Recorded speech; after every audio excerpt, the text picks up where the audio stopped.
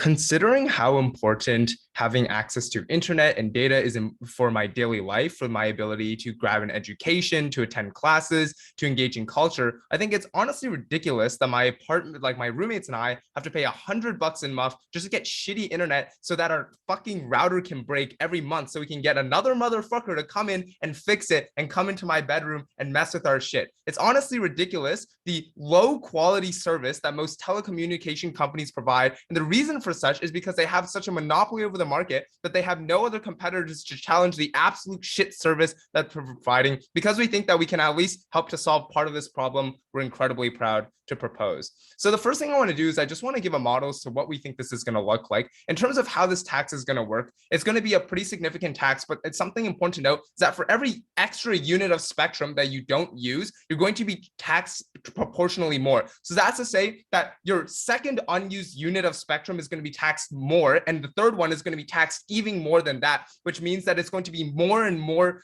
expensive for you to keep additional units of unused spectrum. The second thing is we think that this tax is likely to go to smaller companies or to subsidize consumer costs, and we think there's also political will for that, in which I'm going to get into later.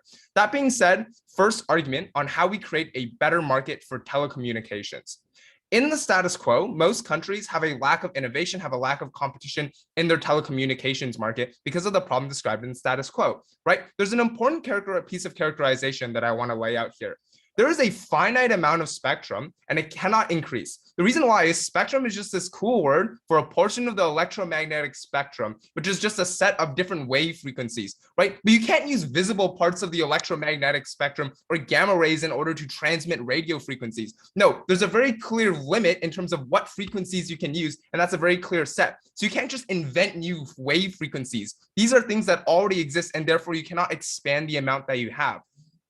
What that means is a startling lack of competition because large telecommunication conglomerates are able to just buy up all of the available spectrum. In the United States, that's AT&T and Verizon. In Canada, it's fucking Bell and Rogers, which are my mortal enemies, right? This happens because they're able to buy out spectrum, own exclusive rights, and then lock out other telecom companies from providing service. They either just entirely prevent other telecom companies from entering the market because they buy up everything, or they in most instances make it extremely unaffordable. That's to say they buy most of the spectrum and the remaining spectrum is extremely expensive. For example, in the housing market, real estate tycoons are able to buy up the majority of properties and are therefore artificially able to increase demand, increase rent. We think this is a similar principle. When you buy up the majority of the supply, the remaining supply has a much higher demand. It makes it much more expensive for remaining companies to try to license that. Right? So how do we then change this on our side of the house? Firstly, on competition, what this does is it means that it becomes harder to monopolize spectrum, right? For every extra unit of spectrum that you do not use, it is increasingly expensive. This means that even if you don't sell all of your unused spectrum, at least the proportion that has become far too expensive to keep or unprofitable to keep at the very least, right? Then you're likely to sell that. That creates larger supply for other companies to purchase the license for, right? If other companies are able to purchase spectrum, why is it then that these companies are able to compete and able to provide valuable competition for large, dominant telecommunications companies? Three reasons. The first one is often they're just able to lower prices. That's to say that telecommunications companies in the status quo have extremely high prices. They can get away with this because of a lack of competition.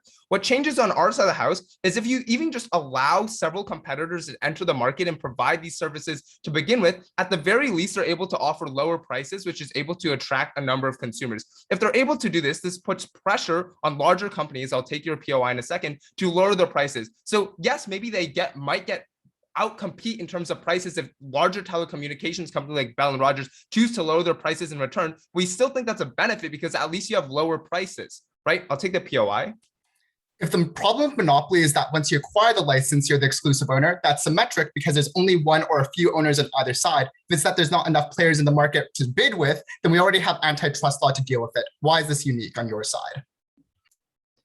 I know you have antitrust laws, but it's just this just doesn't match up with the characterization of what telecom communications companies looks in most countries, right? Like, even if you have antitrust laws, that doesn't mean that like 2 or 3 large dominant companies can't just just set prices to an incredibly high amount and therefore not decrease them. Secondly, on why smaller companies are able to compete, we think they're able to often provide unique services. That's to say that their smaller companies are able to provide faster internet in terms of fiber optic cables for a smaller service. We think that's something they can offer. The last thing is just larger telecom companies are shit, right? So there are two outcomes. Either smaller companies are able to use this advantage in order to provide another service and give consumers another option, or large companies have to then change their business tactics, offer lower prices, and provide better services in order to make sure that they stay on top of the market, both of which we think are good outcomes. But on innovation itself, so even if large companies continue to sit on license and it just becomes more expensive, at the very least, it changes the profit incentive of these large companies. So in the status quo, the most cost-effective strategy is to just sit on spectrum and deny competition, allowing you to maintain high prices. Because the cost of innovation is quite high and you have no competitors to drive innovation, there's no reason to innovate. On our side of the house, the cost of sitting on spectrum becomes much higher, so the relative cost of innovation is lower, right? So on op side,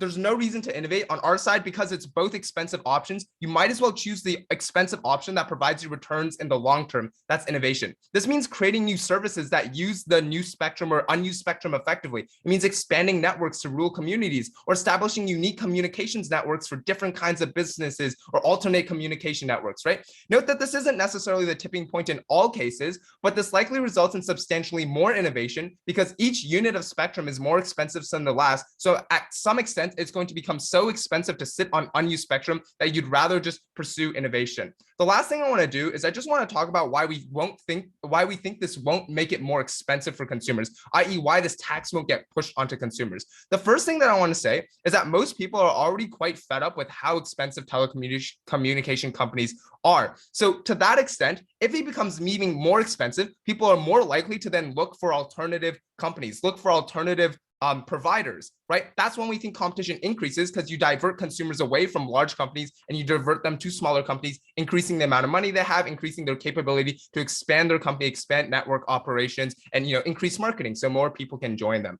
right? The second reason as to why we don't think this case is because there's probably going to be political pressure for that tax money tax from large companies to go towards subsidizing the cost of telecommunications for consumers. More on that from Chris. Incredibly proud to propose.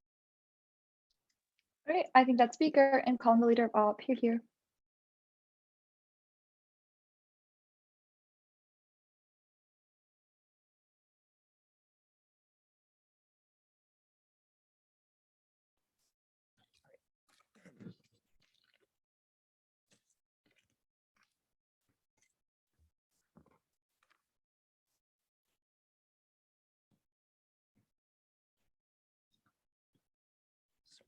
Making the screen a bit bigger so I can read. Okay.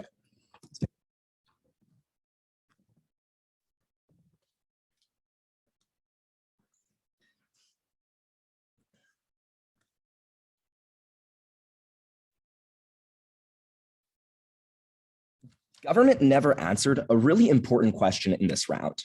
Why is it that you would sit on spectrum if instead you could just provide people with internet and make money from that internet? And the reason is this: it's because you're trying to innovate in the process. You need spectrum and you need to purchase that spectrum in order for you to be able to innovate. Because if you innovate and you have no spectrum to use, then you have no money to make. This suggests that in the status quo, the reason why spectrum is being bought up by telecom companies is because they are innovating. They are making 5G technologies. There's transitional periods wherein they need to make those developments. And that is why spectrum is being bought up. It's not because it's just being wasted. A couple of things in this speech. First, I'll present our alternative, then I'll go through reputation of the Gov case, and then 2 points. First, on why this discourages innovation. Second, why it's principally and practically unfair. First of all, in terms of our alternative, we would subsidize the development of technology when companies are trying to build new technologies like 5G.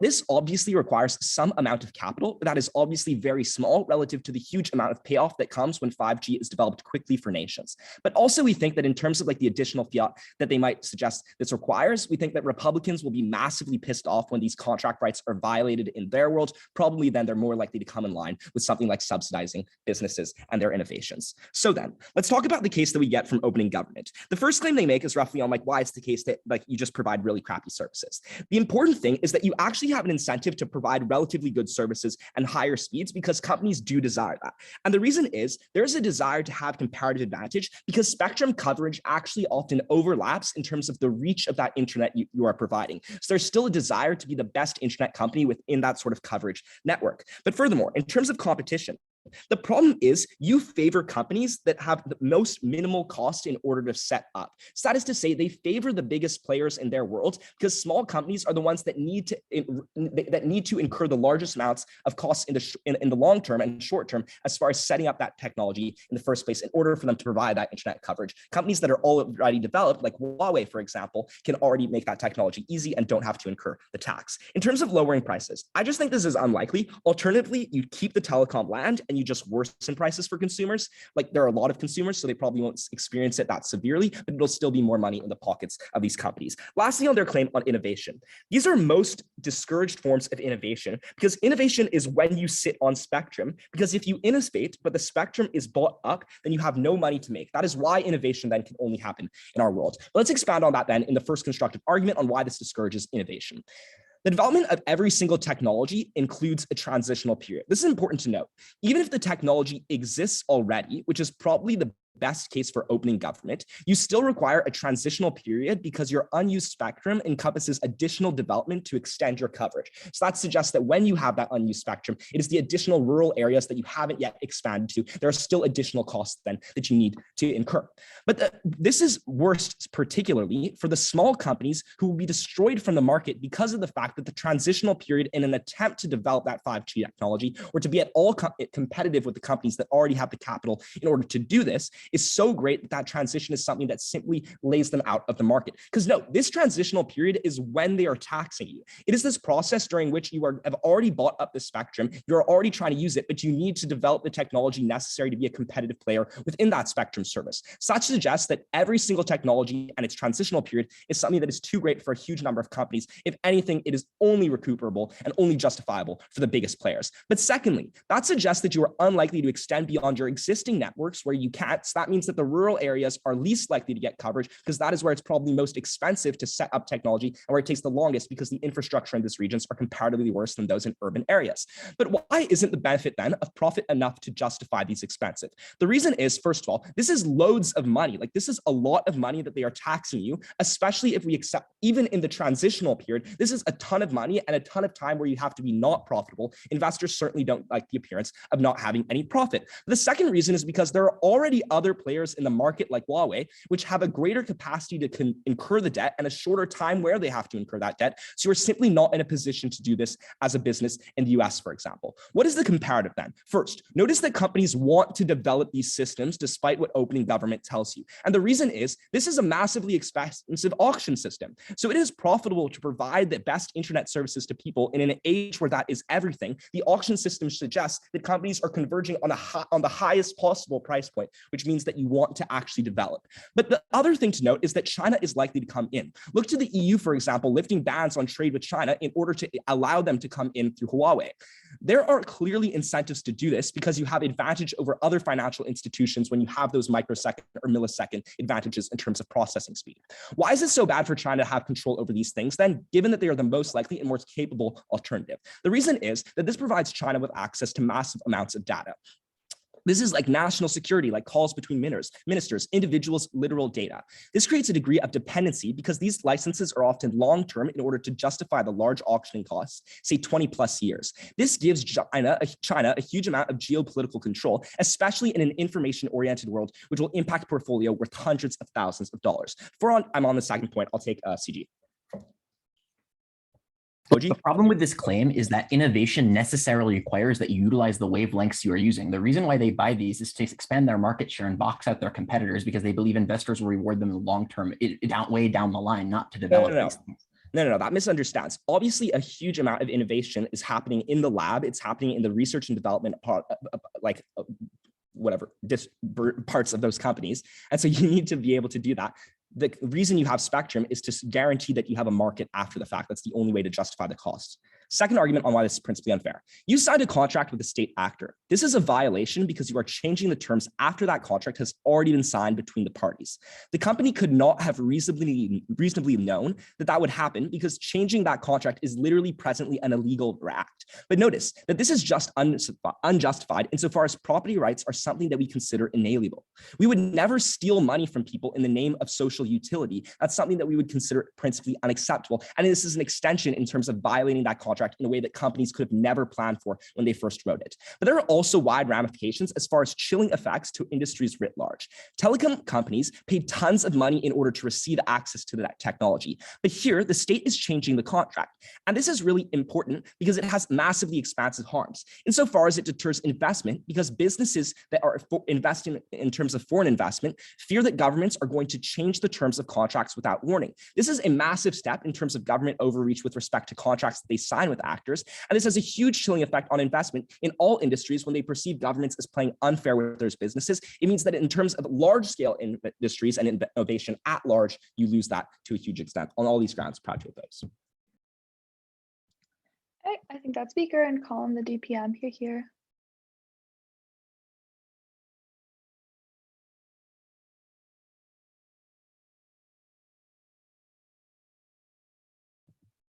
Can everyone hear me?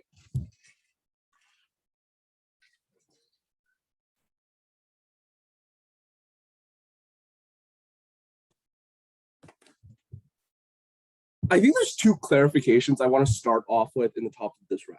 The first is that I think that the opposition case somewhat relies on us doing this in the stupidest fucking way possible, in which someone is literally researching and quote using the spectrum, and in that instance we still tax them because for some compared to what the motion clearly states, which is unused spectrum, meaning that you've massively bought a large swath of the market as well. I would also note that it seems relatively implausible that all of the massive amount of 5G technology or different types of spectrums are all being innovated on opposition side as well. I think that the vast majority of it is much more likely to simply be being sat on so that you can push out other competitors instead. I would also think that the government has somewhat of an incentive to not do this in this particular way, right? Like if it is that Verizon can clearly show you that there is certain research that is heavily being inputted onto this certain type of spectrum, then that probably means that it can argue for the state that this does not deserve to be taxed as well. So I don't think that that's necessarily the case.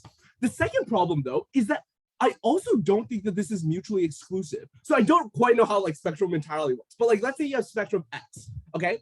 So you are having like 100% of your investments right now in innovating spectrum X. Presumably all you have to do to not get taxed in that instance is to set up 10% of that to actually be used by consumers as well. And in that instance, that is still comparatively much better than opposition's world, in which it is entirely being sat on, and we are uncertain about whether or not it is being used and researched, or whether or not it is just being sat on so that they can lock out competitors as well. So the mutual exclusivity of opposition's argument is also uncertain, because in many of these instances, it's pretty easy to do just initial setup. Maybe it's a slightly worse version of the first technology that you're researching on this particular spectrum, but at the very least, you are providing some access to some consumers on a new technology as well, compared to on their side, in which it is just being sat on as well. There's three other notes I would make about this transitional period argument though. Number one, that there's still, even if it is the case that you are innovating very, very heavily,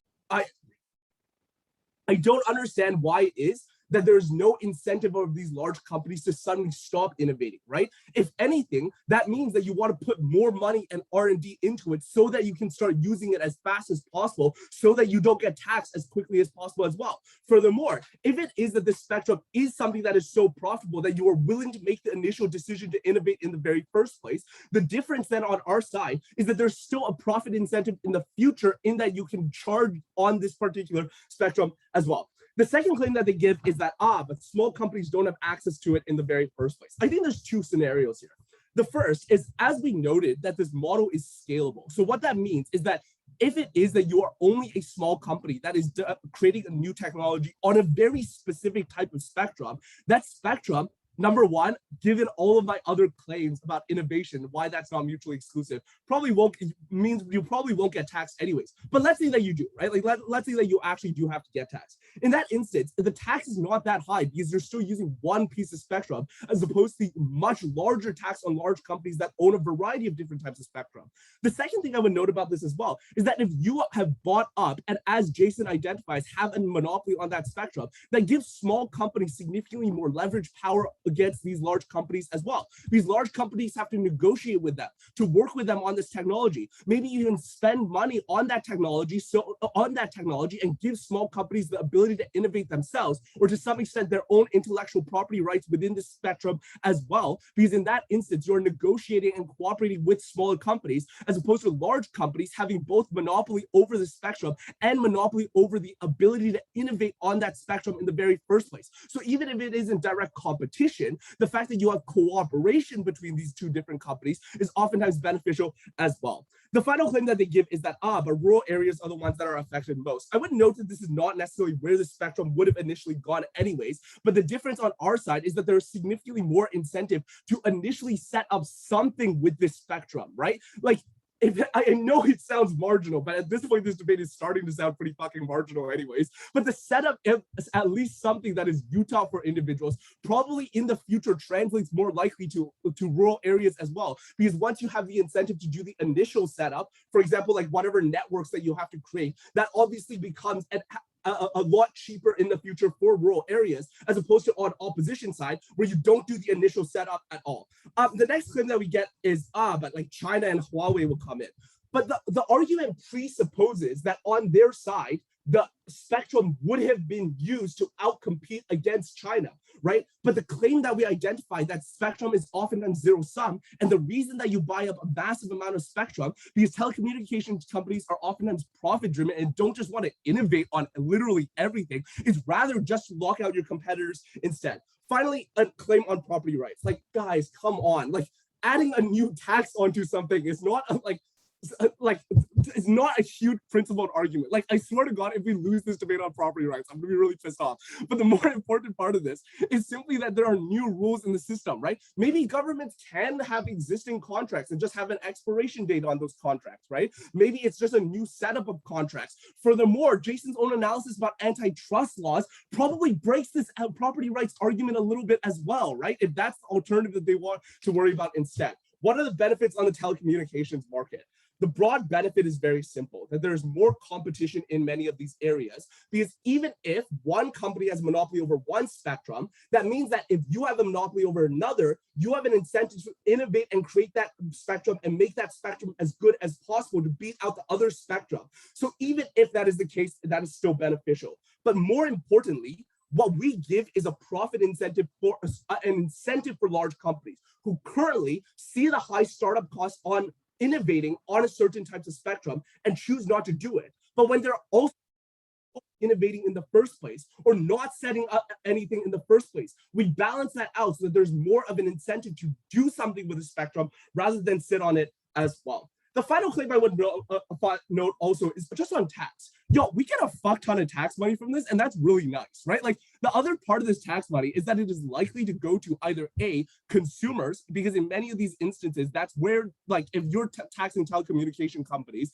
it probably makes sense that you're going to give that money to telecommunications consumers as well, or other small companies as well, in order to ensure that they innovate as well. This is a huge swath of tax money that probably does even more work for the innovation claims that opposition is worried about, compared to their side, in which individuals can always sit on that spectrum. For those reasons, proud to vote.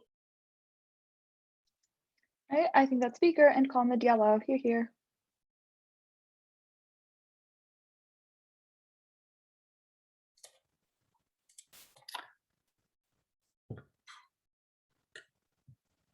Businesses buy land permits 5 years in advance before any development so they can actually plan out the development of a condo building. The question in this round is simple. Why is it that companies bid tens of millions of dollars in spectrum to not use it? We suggest that the incentive seems to suggest it's a lot like land development. They need to feel secure that they have a market before they start innovating. So they need to have that security in order to get any of the benefits from proposition. Chris tries to fudge this by saying, but all the innovation is already done.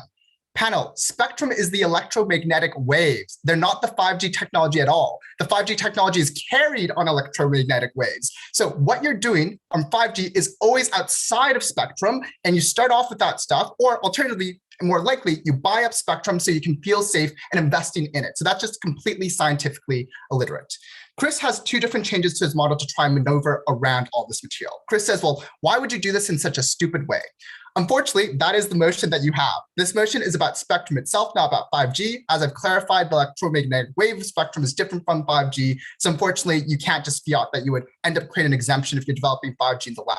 But second of all, if you accept all of our structural analysis about why you have incentives to develop spectrum, then everyone who has it will in fact use it. You don't have a tax, and their case washes out. So unless they attack the underlying structural analysis, they don't have a case.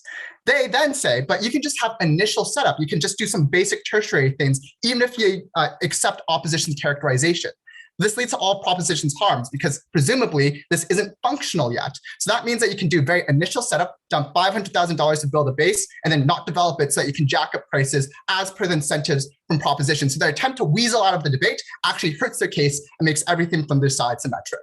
4 areas that I want to talk about. 1 on monopolies, 2nd on the principle, 3rd innovation, 4th on China. First, on monopolies, I just have 5 different responses to this argument. The first thing that I want to point out is this argument seems to suggest that you're monopolistic once you acquire the license, which is symmetric because companies will have exclusive licensing rights on either side of the house. But I do want to point out that there are only a few companies who acquired these rights. Like the info slide says 3 companies acquired the rights over NYC. So it's not clear why this is even a monopoly in the very first place. The second thing to point out is that monopolies are only present in the telecommunications market in countries that are geographically vast with few consumers. This is because there are natural monopolies. Your opposite cost in creating infrastructure that is large and covering telecommunications all across Canada isn't worth it unless you have a large number of consumers who are using it because you have to pay off those fixed costs over time. So this monopolistic argument is very unlikely to happen. And in most countries, there are diversity and a plurality of telecommunications companies because most places are the US or UK where they have enough consumers for the geographical space. Third of all, we pointed out that there's antitrust laws. Obviously, this means that you break up large telecommunications companies. AT&T had to file a lawsuit or suffer a lawsuit. And the fact that there's a threat of antitrust law means that you're unlikely to engage in monopolistic behavior because you're afraid of being broken up. Fourth, if you end up breaching your contract and you truly do a terrible job as a monopoly, you can just revoke the contract as the state. So if you have conditions about what prices you have to set and the company ends up derogating from that, you just revoke the contract for breach of contract. So the adverse harms that they talk about can just be contracted out. Finally, Isaac tells you that this makes monopolies far worse because only big companies can sit on these licenses and afford to pay out the tax while they innovate, while small companies are unable to do so. Chris tries to say that you can collaborate, but our point is that small companies literally don't have the money to purchase any of the spectrum up. Therefore, they'll never be the power players who have the ability to collaborate or negotiate. This means that small companies get cut out, and if anything, they make monopolies worse on their side, flipping their biggest harm. Second of all, let's talk about the principle. We told you that this is a violation of property rights. That's not just to steal money from someone in order to get socially utile aims. Now, I also want to point out that consequentially, these lost profits go somewhere. Obviously, you have to start paying your workers less or charge consumers more, especially if you're a natural monopoly that doesn't make much profit because of the nature of your business structure. Now, Chris responds by saying, oh, but aren't all taxes then a violation of contract? They miss the nuance of this argument because it is the government who contracted with this business and then afterwards changed the rules. It might be fine if the government was regulating other businesses and their contracts, like the contracts between private parties. But in this case, you are literally altering the contract that you signed, which is a principled wrong because you're the one who have an obligation to that other party. So we think it's fine for the government to impose regulations or taxes on third parties because they aren't directly intervening on a contract that they signed and they violated. That's incredibly important. Third of all, on innovation, they claim that this is about stifling innovation, but it doesn't help companies who have spectrum licenses to just sit on it. And the reason why is because there's still 4G that exists. This means that all companies who are on 4G get an advantage. So why would you spend billions of dollars to help out all other companies who already have 4G while not developing the 5G, which is your unique advantage from purchasing the product, the license in the first place? Second of all, as I point out, in places with natural monopolies, there's very little profit to be made. So many of these circumstances, they pass the costs off. What did we tell you? We told you that this now hugely deters investment. First of all, less firms feel comfortable in purchasing up spectrum licenses because it's so expensive, delaying the development of these systems. The only exception is China, who already has the ability to have mass coverage and who already care about the national security advantages more than the costs. This means that there's a chilling effect on all firms, not just telecommunications, but all firms when they believe that governments can now change contracts and reduce market certainty all of a sudden. OG. The incentive to innovate is to keep up with competition. But if you eliminate competition by just buying up all the spectrum, what's the point of innovating? Yeah, as I pointed out, that is symmetric because anyone can buy up the spectrum on either side of the house, even if it ends up being a tax on unused spectrum. I mean, I have 5 responses to this argument. Just cross-apply the 5 responses, honestly. Okay, they then say, well, you won't sell off your spectrum. You have an incentive to innovate. This comes from Chris. He's like, it's a sunk cost. But there are 2 problems. First of all, people won't buy new spectrum. So new spectrum licenses will not be sold, which halts innovation. Second of all, companies will oftentimes try to litigate and try for revocation on the contract because they'll claim that the government breached contract. It may not succeed. It may succeed. But notably, this ends up meaning that oftentimes they're going to try and sell off their spectrum. And at the very least, we know that this still deters foreign investment because the court battle itself is long and expensive. In contrast, what they never responded to was our subsidies, that we'd encourage the subsidization of 5G technology, which means that companies who want to buy up this permit in order to ensure that they can have development in the future now have the money to do so quickly. So that's a better way to get innovation. Finally, on China, I think Chris just misunderstands this. The point is that Chinese firms are now going to be able to buy up spectrum licenses in the West. And the problem here is that this means that they have leverage and control. China can use the data that you have with conversations between politicians as blackmail. They can find election manipulation techniques by looking at people's search history. And it creates dependency because this is really important. Big trading firms care about split milliseconds because that might be the difference between making 10 cents on 200 million shares versus 9 cents. This means China gets insane power and influence in the market, which we argue is harmful because it allows for them to advance their IR objectives, allows them to blackmail and manipulate elections. It is absolutely terrible. I'm very proud to oppose. Thank you. All right, I think that speaker and call the member of God here. Great. Can I confirm I'm clearly audible? Sorry, am I audible? Cool. Oh, yeah, sorry, you are. Starting in 3, 2, 1. From CG, we will prove why this tax promotes deconsolidation and therefore competition in the telecommunications sector and diminishes monopoly power far better than opening government by explaining why this creates a preemptive incentive for telecommunication companies to become smaller in the first place. Why is opening opposition out of this debate? The first response to OG is that antitrust law is insufficient. Firstly, these companies have large amounts of lobbying power and antitrust suits take literally years to wind their way through the courts. It is unclear why this will be an effective mechanism for deterring companies from getting very large. Secondly, politicians are reliant on corporate donors that have a disincentive to regulate. It is unclear why antitrust suits will be brought against these companies in the first place, insofar as politicians are toothless and don't have the capacity to get that kind of regulation. They don't have fiat to say they will. Thirdly, attempts at antitrust regulation is probably symmetric in terms of deterring investment. They can't have their cake and eat it too and say, this policy will deter investors, but we'll just bring an antitrust suit against these companies. If these antitrust suits are effective, this will deter investors to a symmetric extent. Then OO says, but they buy these things in order to innovate them. This is nonsense. Innovation, as they concede in LO, takes place in a lab. There is a direct trade-off in money that could go toward innovating in the lab on their side because they focus on expanding their market share instead. But then OO says,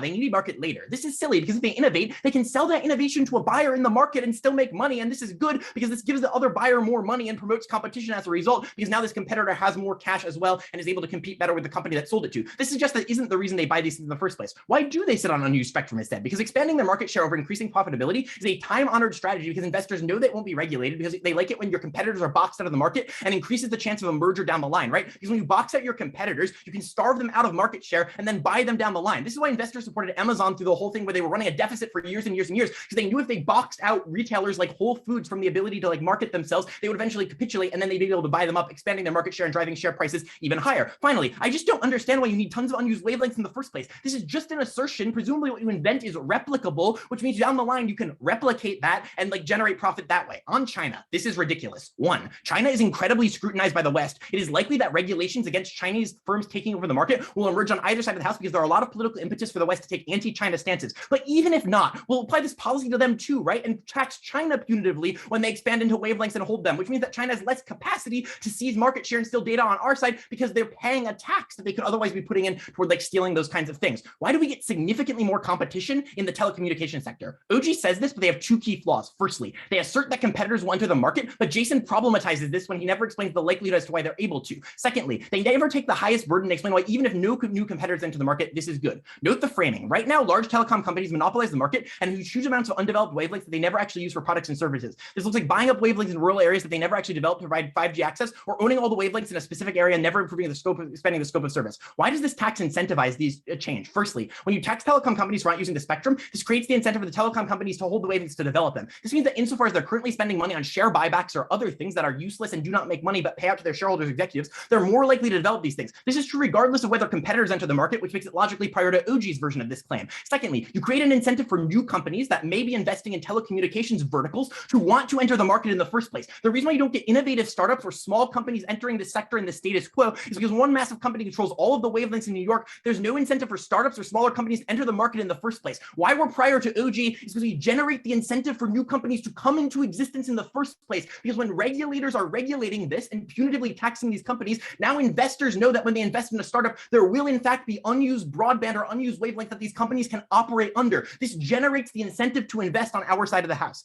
Second extension, why does this promote deconsolidation in the telecommunications sector, and why is this good? This claim is also logically prior to OG because OG says that smaller companies enter the market, but Jason problematizes this when he says there might not be small competitors in the first place. Even if that's true, we're going to explain why telecom companies get smaller, and this will be especially relevant in areas where there is currently competition, but slowly but surely large oligopolistic firms that have more capacity to buy are buying up lots of shares and consolidating the market. The claim here is incredibly simple. When you tax telecom companies this way, and this tax is punitive, they have less money to spend and allocate towards engaging in mergers and acquisition and other forms of corporate consolidation, because they either have to spend their money on developing these wavelengths and putting them to use or paying the tax. This trades off directly against the company's capacity to buy rival companies and consolidate the sector further. This has a couple implications. Firstly, it lowers the ability for large telecom companies to engage in mergers and acquisitions that allow them to cover more areas. Now they have to make a choice between expansion or developing areas they already own. This is critical because this is the mechanism that allows new companies in areas where there is competition to come in and compete against them, which is the logical link opening government was missing in this debate and is why we are logically prior to them. Secondly, they have less money to fight against things like antitrust suits and lobby politicians in the first place. Insofar as that's Jason's mechanism for regulation happens, we prove that it happens better on our side of the house. Thirdly, they now get more small competitors per my mechanism in the first point, which means they lose revenue. This means they now have to direct money towards improving their services or they'll get outcompeted or buy. Why is there a direct trade-off in terms of expanding market share over doing this? One, because mergers are essential for corporate operation, are not essential for corporate operation. So it's easy to have that caught on the chopping block when you're a CEO and you need to either expand this or cut the merger. Secondly, it's less incentivized to buy other companies when you can't just sit on the wavelengths forever and turn a profit. So you're less likely to want to expand in the first place. Why is this good? And this is critical. Firstly, you get fewer monopolies that can charge very high prices for their services with no accountability. But the second mechanism here, and this is really important, is you encourage companies to sell assets to become smaller. Because if you're holding tons of unused data, getting taxed punitively for holding is a bad strategy. If you want to maintain those holdings and keep those holdings and say you don't want to expand instead, you have to sell other things like verticals and other sectors that you're holding. This makes your company smaller, which diminishes its lobbying power to a significant extent and makes it significantly harder for them to charge punitively high prices once they have monopolized the market entirely. The final impact of this is at the point at which you get smaller companies and fewer mergers, you're far less vulnerable to things like system shortages. When Facebook goes down for that 4 hours that day, there was no accountability for it because Facebook owned all of the platforms and so on and so forth. They're very vulnerable to cyber attacks. When there are more companies, you have fewer points of failure. Before I explain why this more companies mechanism also gets us more innovation, I'd love to engage with opening opposition.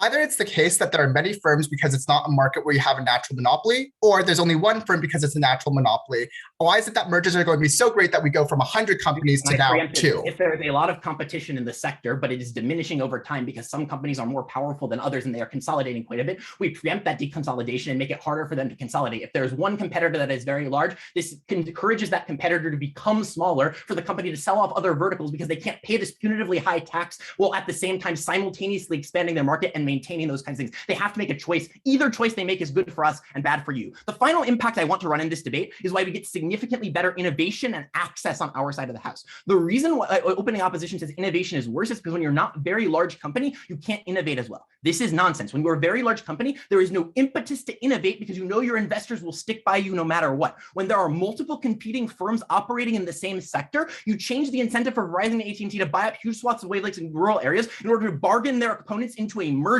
and instead shift that corporate incentive shift to move more towards allocating research to R&D and innovation, because that's where you can get your competitive advantage in the absence of being able to utilize this tactic more effectively. Look, I'm very glad Jason chose to fight me on monopolies. Love this topic, love this motion, incredibly proud to win from closing government. All right, I think that speaker and call the member up here.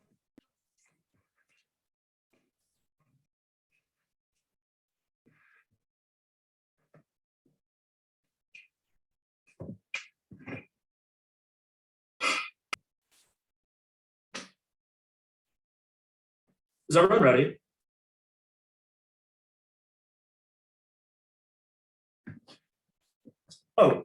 For POIs, so I have been asking for them in the chat, but kind of masochistically, I kind of do miss doing the like wave down thing. So actually, I think I prefer them verbally this time around. Don't badger too hard, but like unmute, wave, give an angry face. Chris, do that thing you always do where you go like, come on. Love that shit. And I'll just probably do this for most of my speech. And then at 5, I'll probably take you. Okay, is everyone ready? Like Chris, I don't really know too much of how Spectrum works. CG could be right that these companies are holding the patents just to crowd out other, or holding the wavelengths just to crowd out other people. And OO could be correct to suggest that they're holding it to R&D later. I'll give reasons to suggest why OO is probably more correct than CG. But I think more importantly, what you can be sure about is that for the tax to work, these costs will be passed through to the least well-off people who, because of the oligopolistic nature of this, rely on it. And I know Jason mentions that there will be pass-through costs for like 5 seconds at like minute 6 of his speech, but there's a couple things missing there. First, I think there isn't weighing as to why it is that you should prefer valuing these pass-through costs against innovation, which we'll explain doesn't matter more later. But second, government could very reasonably ask the question like, well, you can't just always raise costs, right? Why is in this instance that is something you can do and consumers won't just abandon you? We're going to solve those gaps and explain to you why that matters. The other thing we're going to provide an extension, I think this is what's going to be first, is reasons why it is that I just don't think these small companies actually exist. And this is going to be important, right? Because the thesis of OG is that there will be small companies that buy the leftover wavelengths and that will be good. And then CG is some stuff about like, oh, there'll be less M&A. So 3 reasons why these small companies don't exist. 1, there is a lack of the upstream infrastructure required to do this. It does not matter if you own the wavelengths because there are no more, like there just aren't enough good cell towers in places where it's profitable. There isn't enough land left to build that infrastructure, so it doesn't matter. I know what this small company looks like. Things like zoning regulations make it such that like Chris's brand new startup of a new cell phone company probably just never gets built in the first place because there are massive fixed upfront costs that they won't be able to overcome. 2, I think they make consolidation more likely on their side of the house, because if it is the case that there is a reasonable fear of this kind of competition happening, then what you do is you buy this company while it's like still cheap or whatever, and then you disgorge that wavelengths that they have so you don't have to worry about them. This is why like large oil companies just buy these small energy companies and then choose like not to make the like renewable energy there.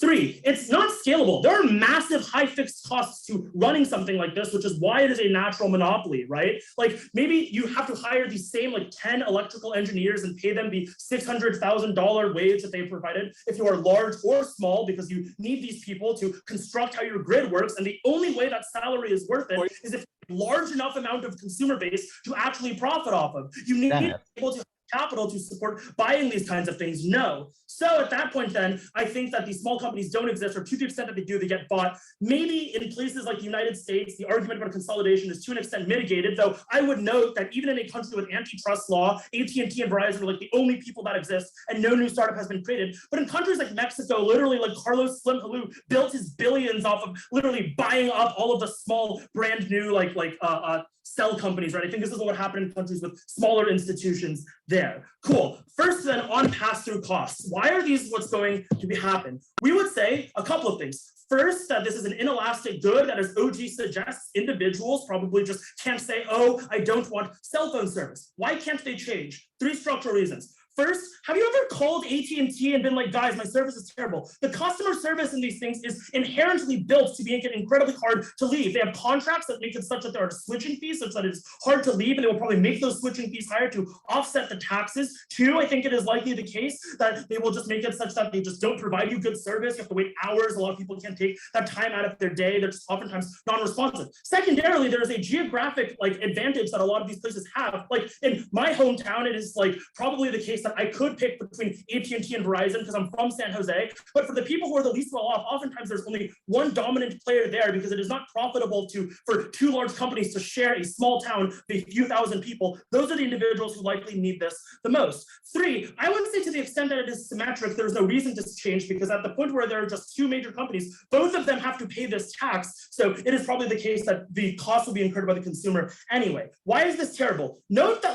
given that this is happening in the status quo, in the context context of COVID, the poorest individuals need to be able to pay for things like Zoom to use their job. Students need to be able to pay for things like the internet in order to get an education. And I know that this outweighs things like innovation that happen in the long term, and you can just do this later, but probably not now. But more importantly, like the richest people can pay for these packages, but the poorest individuals can't. Even if they aren't raising the price, they can do the inverse thing, which is charge you the same price, but make it such that they cut their own costs. Cutting their own costs, I don't think looks like cutting the wages of individuals like OO suggests, because those people have a degree of leverage and capture, like electrical engineers can work in a lot of places. Rather, the kinds of cuts, the costs that they cut are the services that they provide, that it is more expensive to provide a variety of channels and really good service to individuals for a certain cost, so they make it such that the costs they have to spend on providing that service are lower. Before I move on, I'll take opening. Even if small companies don't exist, the largest impact is now you want to innovate faster as a large company. Even if you upcharge consumers, the largest impact then is the tax revenue directly goes to them because of political backlash. All of these arguments are preempted by our case. Sure. On R&D, couple of things here. First, note that 5G was developed in a public research university. The innovation that happens here is maybe building a comparatively better cell phone tower, though to the extent that there's limited competition, unclear why that's the case. But secondarily, we would say to the extent that there's R&D, this is pretty marginal, given that I think like the degree of how much R&D you put into these things is already maximized. Like it is unclear why it is that you were doing more of that, but moreover, it is unclear why it is that you are actually going to provide that better service in the first place in terms of the kinds of things you do R&D in. It's unclear why it is that you're trying to figure out how to like actually maximize your usage of these things when you can literally just pass that cost along. So let's get into explicit rebuttal to CG now. They gave you two things here. First, they told you that like, oh, having a few things is good. This is their system impacts argument. I actually think having a monopoly here is great. I think that when you have a lot of smaller, like if you take them at their best, the individuals or geographic regions that get these small places are the people who probably would be better off having a reliable service like AT&T and Verizon, because even if they are able to like distribute the costs evenly, it is much more likely that a small brand new startup is going to fail or have system errors than a company like AT&T that has already figured out how to make this shit work, that isn't using some weird new innovative science to figure out how to get like a cell phone service to and areas. So we would rather those individuals have AT&T, which is more likely to happen on our side of the house because they don't just disgorge their claim over those places. They actually choose to profit off of there. Secondarily, though, they say, oh, it is more likely the case that they are holding on to these things so other people can't use it. I think it could be both. That is, you buy these things now so other people can't use it, but you don't just sit on it for no fucking reason. You're still going to develop it later, which means that this is like a very 10-second explanation, but I think it proves why the OO case is probably still true, that they're not just holding on to this to put their thumb up their ass, they're holding on to it to keep others out and so that they can develop later. It's not an either or situation. For all of these reasons, proud to oppose. All right, I think that speaker and Colony Gov here.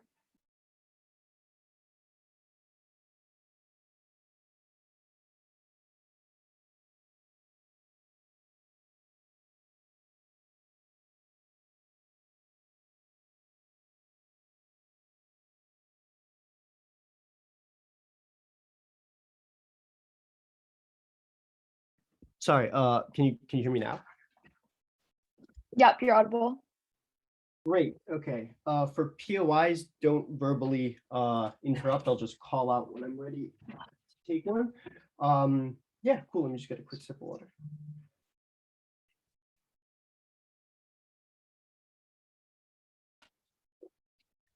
Great. 3, 2, 1. Lot to get through, no intro. Let's nuke CO first. They say small companies don't exist. This is probably true in some instances. What Matt told you is that in those instances, this policy creates either the incentive for companies to either sell off the wavelength that they don't develop, thereby strengthening their rivals, or they have to sell other vertically integrated parts of their company in order to compensate for the tax, if they in fact do want to keep the wavelengths they aren't currently using. But also Matt also just debated this motion in the context where there is currently competition, like ones in countries where Nigeria, where you do have a competitive market, but larger telecom companies are buying up their smaller rivals. What Matt says is that this prevents further consolidation by levying a massive tax against the large companies if they do not develop or innovate, and creates an incentive for the large companies to become smaller. This means CO has only one context in which they're winning. Matt won on both. They say that these costs will be passed off to consumers. No, because costs go down at the point at which companies have to lower prices in order to deal with more competitors. That's why Matt's extension is crucial, because he explained why companies get smaller and the existence of competitors is possible when the big firms have less teeth to eat them up. Secondarily, then they say consolidation gets worse, but no, because you don't have as much money to buy other companies because you're getting taxed for holding tons of unused wavelengths. So the mechanism by which you can beat other companies is at your own disadvantage. So it creates essentially like a contradiction where it caps how big you can otherwise be to eat up the small competitors. Then they say that costs go up. No, costs go down because companies have incentives to offer lower prices in order to compete, because at a certain point you can only innovate to so far enough of an extent, and people are fine with having instead of the fastest Wi-Fi, a little bit less fast Wi-Fi. So even if the smaller companies can't innovate as much, it can at least provide a compelling alternative in lower prices. They say higher cost companies get best passed on to consumers, but now consumers can pick and choose the companies that they want. And since OG modeled this tax as progressive, presumably this incentivizes consumers switching from large telecom companies towards smaller ones. We think that this is good. Finally, they say monopolies are good. No, because these monopolies never have the incentive to innovate or develop their services or make them reliable. Matt's extensions beats this explicitly, but I'll also explain how we beat it in OO right now on monopolies. Why are monopolies / oligopolies specifically bad? Firstly, Jason tries to skirt around this by saying, but there are a few companies that can exist to compete against each other. Even if it's a few companies like AT&T, T-Mobile, or even 3 or 4, the existence of a small group of big ones gives them the ability to collude, to not go above a certain price to ensure both of them or all of them are ensured a long-term profit. So saying there's a few of them isn't sufficient insofar as they can still function the same way as a monopoly. What Matt explains is that there is a mechanism that caps the size of telecom to ensure that the industry is perpetually innovative and competitive and decreases the capacity and ability to collude. Secondarily, Matt already rebutted the antitrust laws analysis from OO. Thirdly, then they say, but if they breach the contract, you can just revoke the contract, so there's accountability. But then who the fuck goes in once you've taken away the contract? There's a time lag between when a competitor can go in when they shut off their services, which means there's always that kind of dependency that you rely on them. There's no issue of breaching the contract. The point is that's a shitty one and one in which we need more competition for. Keep in mind the other additional reason it's also bad to have monopolies is that they're oligopolies, that they're far more vulnerable to shutdowns when it's just 1 or 2 of them and they don't get punished for doing so. That is to say, an analogous example is like Facebook. I know it's not a spectrum company, but when it's the only one and people depend upon using that services, there's no cost that comes to them when they have large scale issues like that, which means they had less of an incentive to input safe gaps and stuff like that to prevent that from happening anyway. The second biggest part of O is there might be a chilling effect on investment, so you decrease the ability to expand the market, make it accessible, and innovate, etc. One, this is silly because this would apply to any fucking regulation that changes how a business operates, right? If you impose a tax on profits instead, which is exists, right? There's taxes on firm profits, that could also undermine it. But keep in mind, this is just unlikely insofar as this is a market where investment is ripe, because as population rises and there's increasing need for faster data, there's always going to be someone who wants to put money there to make a return. But thirdly, they can just pull out all of their business models when they put their capital and business models there anyway. So it's unlikely that you're going to have either a capital flight or massive lack of investment in the industry itself. But fourthly, you just open up opportunities for more investment in the alternative that could otherwise arise. So people who now didn't want to invest or didn't have enough capital or possibilities to invest in Time Warner or the other competitors now have the ability in small startups that could otherwise never exist unless we gave them the insurance that you will have the environment, because the big people can't be big forever and there comes a cost for them being too big. Keep in mind that before moving on, I'll take a quick POI from OO. Progressive taxes just means it costs the same, just relatively. In your competitive context, you say everyone is getting taxed, so presumably your competitors just got a lot cheaper to buy. If the incentive is to merge, a lower price exists, so why do you deconsolidate? No, the difference is that the progressive taxation means that if you're a smaller company, there's less of a tax on you because you hold less of that compared to bigger companies. That's what the fucking progressive taxation is, right? We can make it so that if you're a smaller company, the size of the area that you hold relative to the bigger ones is not going to be as large. The whole point of this is to ensure that the big dogs have to pay a little bit more. Then they say that, and this is important, their analysis on innovation is contingent on the idea that companies need to sit on large enough areas to innovate during some sort of fucking transition period. They never explain why these companies need to hold on to such a large swath of the spectrum in order to innovate. That is to say, I don't know why they need a great dearth of degree of spectrum to innovate and experiment when they can just replicate the model or project across different areas using a small area. That is to say, the link upholding all of OOs is absolutely silly because they don't rely on the extent of the extent of power disparity in their business model. They don't need that much. If they want, they can get taxed on a small model that allows them to innovate and compete compete against our rivals. Fourthly, they say China is bad because it gives us access to our data. One, I don't know why America would like let them in even if they can provide marginally cheaper service. But secondarily, Wi-Fi is not fucking data. Providing electromagnetic waves is not having like access to the info moving through it. So just because they provide Wi-Fi doesn't necessarily mean that they can like hack into your iPhone. Like, that's not how it works. On the principle, I think this is ridiculous because they say, government changed the rules. One, it's a different government that was not elected by the people at that current time. So insofar as it's a new government, it can change laws. Secondarily, the terms of the contract were not shown to voters insofar it was signed decades ago. Secondly, I think we outweigh the rights of citizens insofar as the harm to them is irreversible when they cannot access data that allows them to like get a job and eat. And while these companies can still have a larger profit insofar as they still have access to their private property rights, just a little bit less of them, I think we outweigh as a state and make that trade-off. On OG, then why we beat them, and this is very important. One, their case presumes competitors can magically enter. We prove it via the initial investment needed to create and facilitate that startups when they're shown that they can actually compete. And secondarily, all of Matt's analysis on deconsolidation, I don't have to repeat it. Why does this matter? Their innovation and all of their impacts are contingent on competitors being able to enter in the first place. Matt explains why they can actually exist, not magically saying,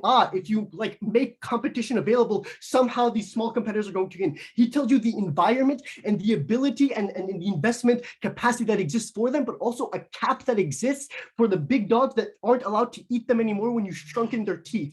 Incredibly proud to propose this motion and win from CG. I think that speaker and call on the op whip. Here. Cool. Can everyone hear me? Okay, so unlike my partner, I am not a masochist. I'd request POIs to be typed into chat, please. Please only interrupt me at 6 minutes if I haven't already taken one. So with that, I will start soon.